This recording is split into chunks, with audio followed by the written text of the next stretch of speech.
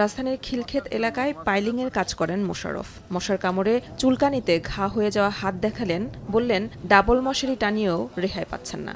এমনের পরিস্থিতি মৌমাছি চাকের মতো হয়ে আসে, মানে একদণ্ড দাঁড়ায় থাকবেন তাতে কোনো ক্ষমতা নেই আমনের। ঢাকার উত্তর এবং দক্ষিণের বিভিন্ন জায়গায় খাল রাস্তা সহ নানা সংস্কারের কাজ চলছে, ফলে এসব জায়গায় পানি জমে বেড়েছে মশার উপদ্রব। জনপ্রতিনিধি শূন্য সিটি কর্পোরেশনের মশক নিধনে কার্যকরী পদক্ষেপ না থাকার অভিযোগ নগরবাসীর। 15 দিন 1 মাস পরে পরে জ্বর আসে, মানে এই কারণে একটু ভয় বেশি। এখন তো বর্তমানে জনপ্রতিনিধি নাই, এখন এটা আমরা বলার মতো কাকে পাবো। প্রচণ্ড মশা, কোনো কাজকাম করা যায় না, বা মশার যন্ত্রণায় ঘরে পর্যন্ত ঘুমানোর কোনো উপায় নাই।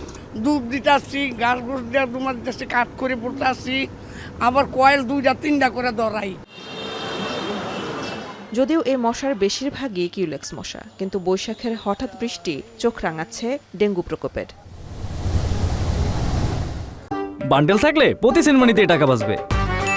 বিকাশ সেনমানি বান্ডেল কিনে জিতুন প্রতি লেনদেনে। সাধারণত জুন থেকে ডেঙ্গু মৌসুম ধরা হলেও গত 2-1 বছরে কোনো নিয়ম মানছে না ডেঙ্গু। চলতি বছর এপ্রিল পর্যন্ত ডেঙ্গুতে আক্রান্ত ছাড়িয়েছে 2000 এবং মৃতের সংখ্যা 20 ছুঁই, যা বিগত যে কোনো বছরের এই সময়ে আগে কখনো দেখা যায়নি। ঢাকা উত্তর সিটি কর্পোরেশনের প্রশাসক জানালেন, মশক নিধনে দ্রুতই ম্যাসিভ ক্যাম্পেইন শুরুর কথা। মশা নিয়ন্ত্রণে এবার উত্তরে কাজ করবে সেনাবাহিনী। পুরো কার্যক্রমই বাজেট নির্ভরতা থেকে বের হয়ে আসবে। আমরা এমার্জেন্সি কিছু ট্র্যাপ বসানোর চেষ্টা করছি। আগের যে ওষুধ কেনা হয়েছে সেটা কতটুকু রাইট, সেটা আমরা জনগণকে দিয়ে টেস্ট করাতে চাই। যে ওষুধগুলো ছিটানো হচ্ছে সেটা যেন পারফেক্টলি ছিটানো হয়, এবং এখানে যেন কোনো ধরনের গাফলতি না থাকে, সেজন্য আমরা আমাদের আগে যাদের সাথে চুক্তি ছিল সেটা বাদ দিয়ে আমরা এখন সেনাবাহিনীর সাথে নতুন চুক্তিতে আবদ্ধ হচ্ছি। অন্যদিকে দক্ষিণ সিটি প্রতিটি ওয়ার্ড পর্যায়ে সপ্তাহব্যাপী কর্মশালা আয়োজন সহ চালাবে চিরুনি অভিযান। আমাদের 1050 জন স্টাফ আছে ফিল্ড লেভেলে, সেই স্টাফদেরকে দিয়ে আমরা 75টা ওয়ার্ডে কার্যক্রম করাই। খুব বেশি পেশেন্ট হয় কোনো এলাকায়, সেই এলাকায় লাল চিহ্নিত করে ওই এলাকাটা চিরুনি অভিযান করা হবে।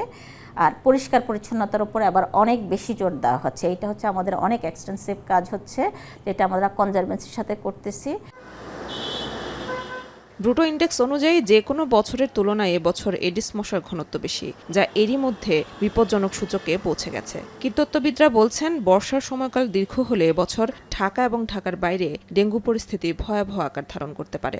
এডিস মশার ঘনত্ব নিয়ে যে কাজটি করি, গবেষণাটি করি, সেখানে আমরা গবেষণা দেখছি ঢাকা উত্তর এবং দক্ষিণ সিটি কর্পোরেশনের সঙ্গে সঙ্গে বাংলাদেশের বেশ কয়েকটি জেলায় আমরা এডিস মশার ঘনত্ব বেশি পাচ্ছি, এবং আমি নিশ্চিত করতে বলতে পারি এই জেলাগুলোতে ডেঙ্গু বাড়বে। এখনই যদি আমরা এডিস মশার প্রজনন নিয়ন্ত্রণ, এডিস মশার ব্রিডিং সোর্স ম্যানেজমেন্ট এবং ডেঙ্গু রোগী ম্যানেজমেন্ট সঠিকভাবে শুরু করতে না পারি, তাহলে এবছর পরিস্থিতি খারাপ হওয়ার কিন্তু ঝুঁকি আছে। মশার বিস্তার রোধে পরিষ্কার পরিচ্ছন্নতায় জনসম্পৃক্ততা বাড়ানোর উপর জোর দিচ্ছেন জনস্বাস্থ্যবিদরা। আক্রান্ত হলেও মৃত্যুর হার কমানোর দিকে বিশেষ নজর দেওয়ার পরামর্শ তাদের। মশা উৎপাদন বন্ধ করবার জন্য একটা কাজ, একটা হচ্ছে চিকিৎসা ব্যবস্থার বিকেন্দ্রীকরণ। গতানুগতিক কাজ করলে মশা উৎপাদন কমবে না। এই দুটো কাজ মিলিয়ে যদি করা হয়, তাহলে আমরা এই বছরে অন্তত রোগীর সংখ্যা না কমলেও মৃত্যুর সংখ্যা কিন্তু অনেক কমানো যায়।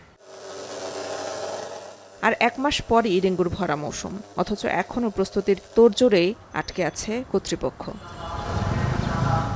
ইতিমধ্যে আসছে ডেঙ্গু মৌসুমের ভয়াবহতার আঁচ দিচ্ছেন কীটতত্ত্ববিদরা। সিটি কর্পোরেশনও জানালেন, সর্বোচ্চ গুরুত্ব দিয়ে মশা দমন করবেন তারা। তবে নাগরিকদের ভয় কাটছে না। দেশের পরিবর্তিত পরিস্থিতিতে অভিভাবক শূন্য সিটি কর্পোরেশনের কাজের ধারাবাহিকতায় ফাটা পড়েছে। মেয়র কাউন্সিলরের অনুপস্থিতিতে বাকিরা কতটুকু সক্রিয় হবেন তা নিয়ে শঙ্কায় নগরবাসী। মেহেরিন অ্যানি, এখন ঢাকা।